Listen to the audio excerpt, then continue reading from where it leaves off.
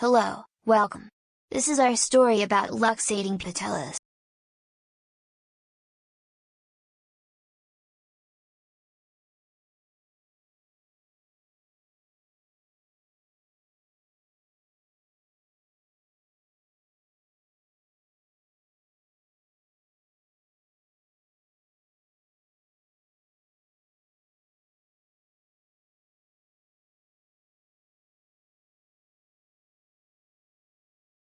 Alright, so a little bit about our story.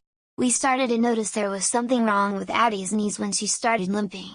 She would hold her foot up, and we would notice that she would randomly start, holding up one of her back legs and hopping around like on three legs, like tripoding, and she just wouldn't walk on this foot, and then suddenly, she'd be fine, and she'd just start walking on it again.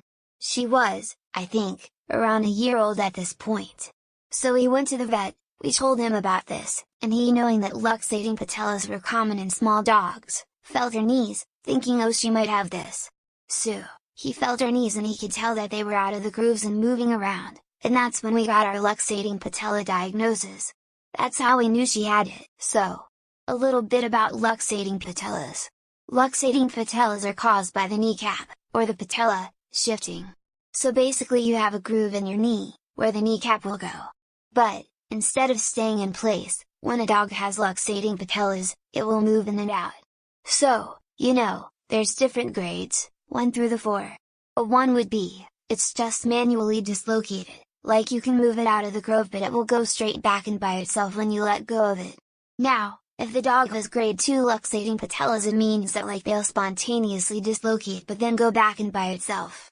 So it's like they will suddenly go out, but then go back in.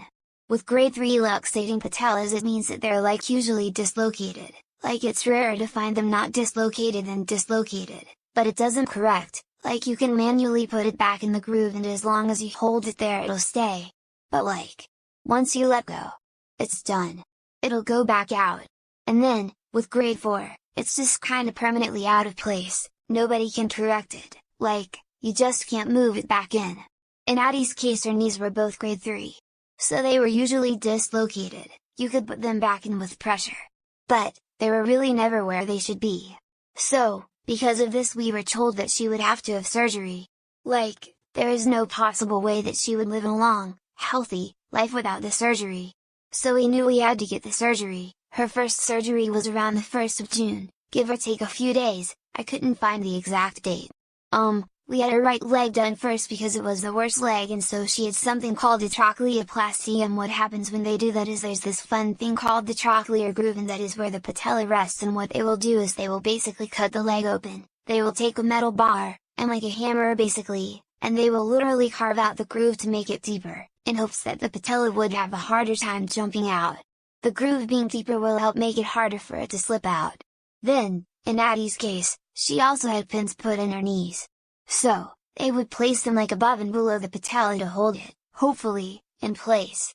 Her surgery specifically cost around $2,800 each leg, which is probably about what you could expect for this kind of surgery. If you are interested in seeing the surgery, I was able to find a veterinary show online and was able to watch the actual surgery and how it's done. And then she had her second surgery 2 months later, in August, specifically the 14th. It was the exact same deal with the trochleoplasty and pins. Both legs were the same. Here's another picture of her. If you see how her leg is dyed orange, that would be due to the cleaning stuff at the specific clinic we went to get this done. They used a cleaning solution and ended up dyeing her leg orange for a while. It was completely normal, but it looked very silly. So, about the recovery, so the first thing we had to do, this was the first 5 days after surgery, was icing.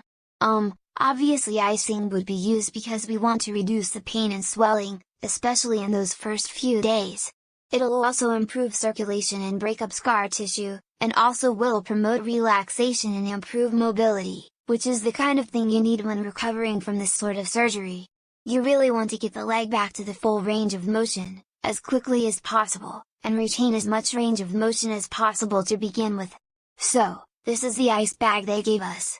We did not have to buy this ourselves, hopefully your vet will provide you with one. But if you get this surgery for your dog, and they don't, this is the one we used. Worked perfectly well. Another part of it was like heating too. There's nothing specific for that, we would warm a washcloth and put it on her leg. But it's like the heating and the cooling like contrast therapy. The second thing, cones. She had to wear a cone for the first 2 weeks. This one was specially made for her. Where you can see the blue strips, that was something the vet did specifically to fit the cone to her head. And we also used a soft cone at night, for those first, 2 weeks that she had to wear it. Because it was really uncomfortable, we thought, for her to have to wear that cone at night. Her head would end up in a slope trying to lay down. So we put on the soft cone, just like a standard, blow-up, generic cone you can get anywhere. Really nothing special. Kept her from getting to the stitches, mostly.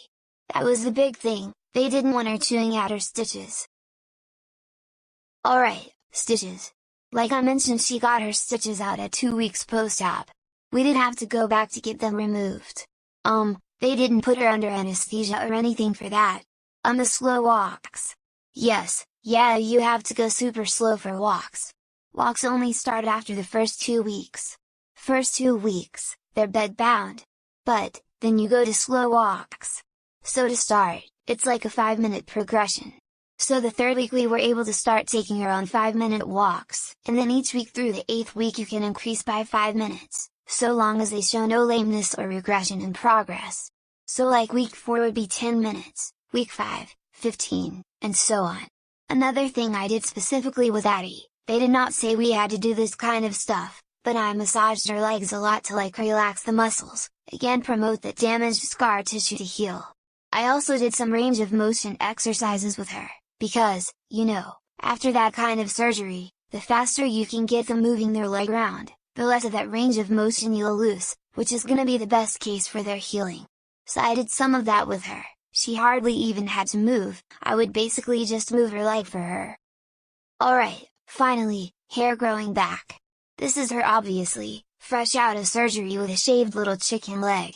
And then, you'll have the first little hairs growing back, you can see a small layer.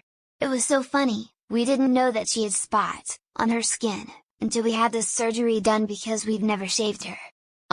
And then you can see here this is post both of the surgeries, when she finally had all her hair back. I would say that it was 5 months after the first surgery, when it finally all regrew. And then, this is just a few pictures of her outside. We spent a ton of time outside together during the recovery process, because she couldn't go anywhere, so she was really bored.